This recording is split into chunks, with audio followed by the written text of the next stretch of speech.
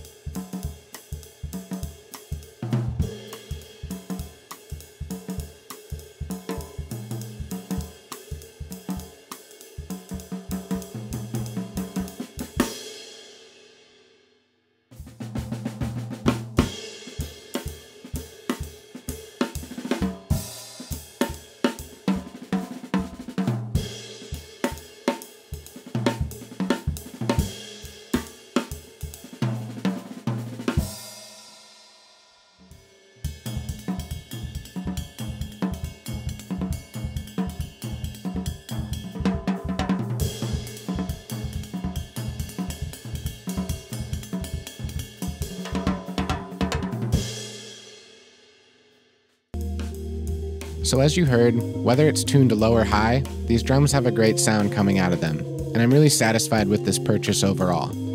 I will say that if I were going to use this kit in a jazz setting more often, I would probably swap out the heads for something a bit thinner to let the drums breathe a bit more, but since I knew I was going to keep this kit set up for my louder gigs, I had it sent with heads that would let me get the sound I needed for that scenario. As musicians, I know we should always be concerned with sound first, but I also care a fair amount about how the drums look and how they perform in a functional and convenient sense. I'm a huge fan of the look of this kit, and the spruce wood has such a unique grain pattern with interesting striations and even some small wood knots across the different shells. I'm sure many would see this as a defect, and maybe it's not the most ideal scenario for resonance, but I personally really enjoy and appreciate the way it looks, and the satin finish really brings that out even more. It has a way of being subtle, yet eye-catching at the same time. It almost makes me wonder why Tama would offer this in a painted finish where you lose the ability to appreciate that wood, but I understand beauty is in the eye of the beholder, and I'm sure there will be plenty of people who watch this video who have a totally different opinion than mine. Tama also includes this kit with an off-white bass drum resonant head, and I think that has a nice throwback feel to it and helps bring out the vintage vibe of this set. You may not notice it right away, but when I hold it up to this regular coated head, you can see how much more yellow it is, a lot like the Aquarian Modern Vintage series, which has an aged feel. I ended up swapping this out for a more neutral black resonant head with a porthole because I needed something a bit different for gigging, and personally I'm not big on those branded logo heads when I go out to gig. Regardless of how I'll use it, I still really appreciate what Tama did with that head though.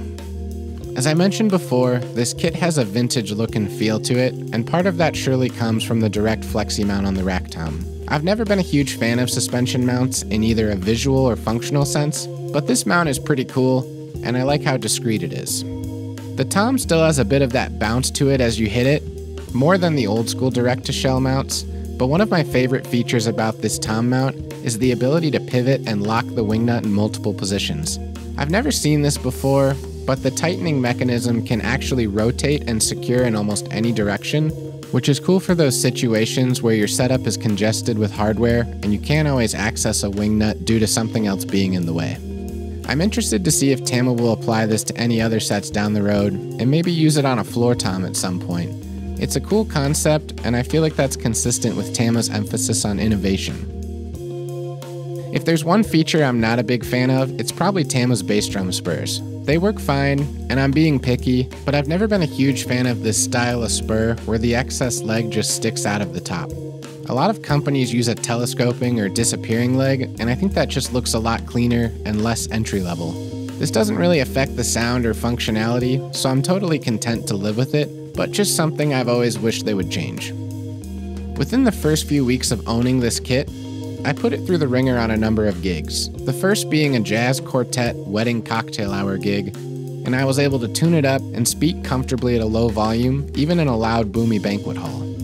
On the same night, I took it over to a gig at a brewery where I was playing with an R&B funk band, and I tuned it down and was able to cut through the mix fine, even without a lot of miking to help. Later on, I brought this set out to my monthly big band jazz gig I play, and again, I had no issues getting this kit to project nicely through all the horn players and other instruments on stage. I've even used this kit in my studio on some tracking and recording, and of course, under the mics it plays beautifully.